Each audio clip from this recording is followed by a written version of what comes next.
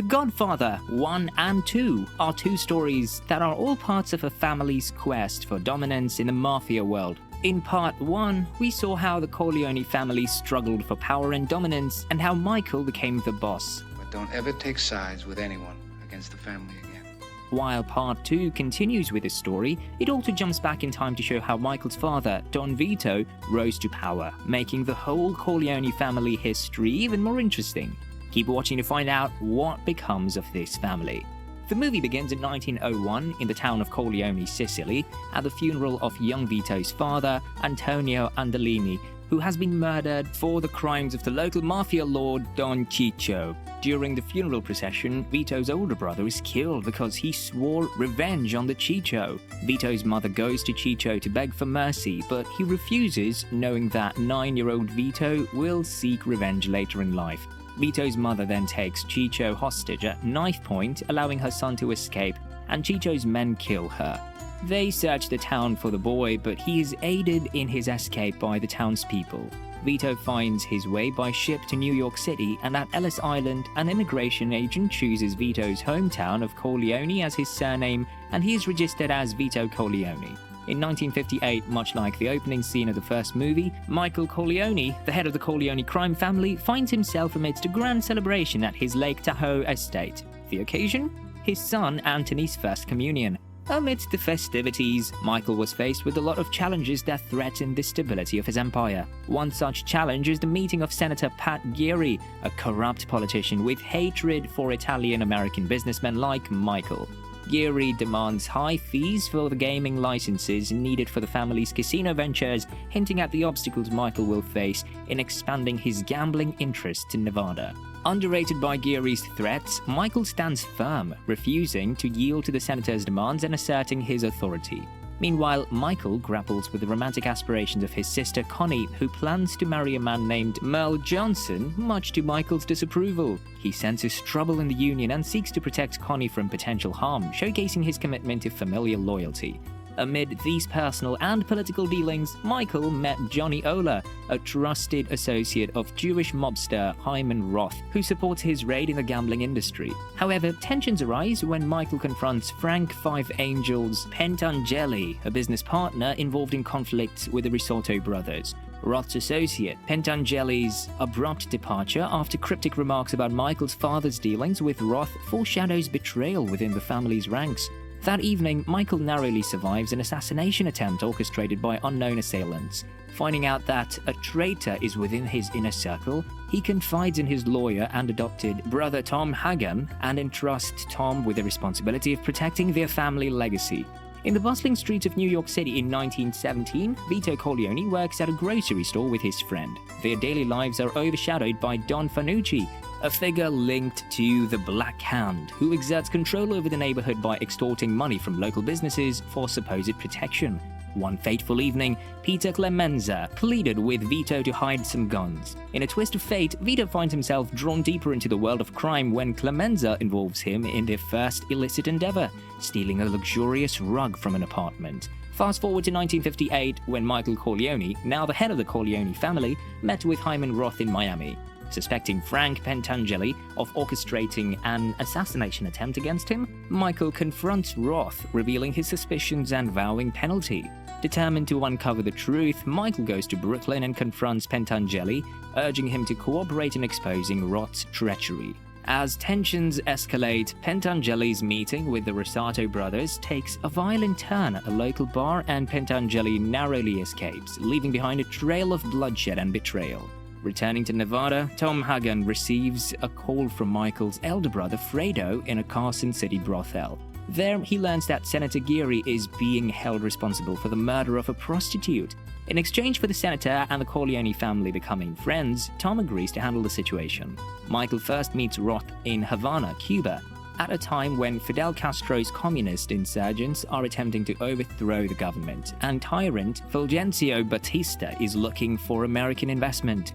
Michael suggests that there is a chance the rebels may dominate, which could jeopardize their economic operations in Cuba at Roth's birthday celebration. Michael had seen a communist rebel blow up a policeman in Havana earlier that day, and the rebel himself was killed in the explosion. In response, Roth says in private that Michael still hasn't given him the $2 million needed to strengthen their partnership.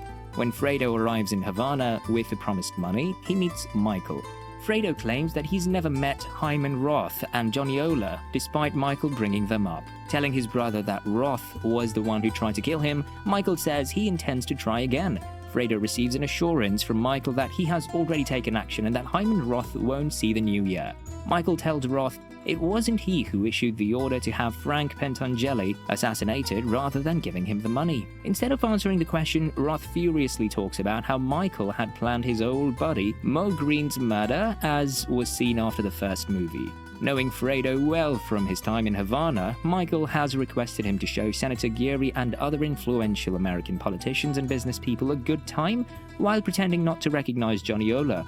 Fredo loudly remarks during a sex show shortly after that Johnny Ola informed him about the location, which goes against what he said to Michael twice before, namely that he had never met her author Ola. Michael sends Buscetta, his security, to deal with the traitor Roth. Buscetta strangles Johnny Ola, but Roth, whose heart condition makes him vulnerable, is carried to a hospital where Michael's hitman shoots him in an attempt to murder him.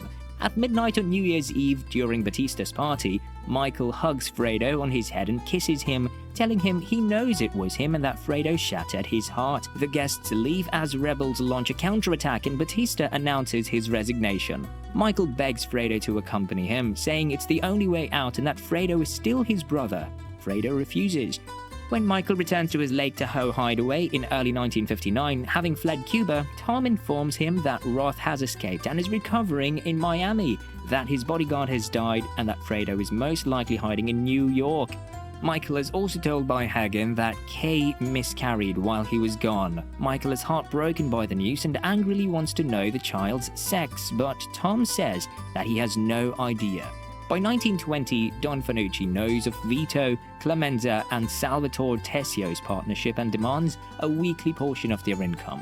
While Vito is hesitant and begs his pals to give everything up to him so Fanucci would take less, Clemenza and Tessio agree to pay. Vito can persuade Fanucci to accept just 1/6 of the $600 that he had asked.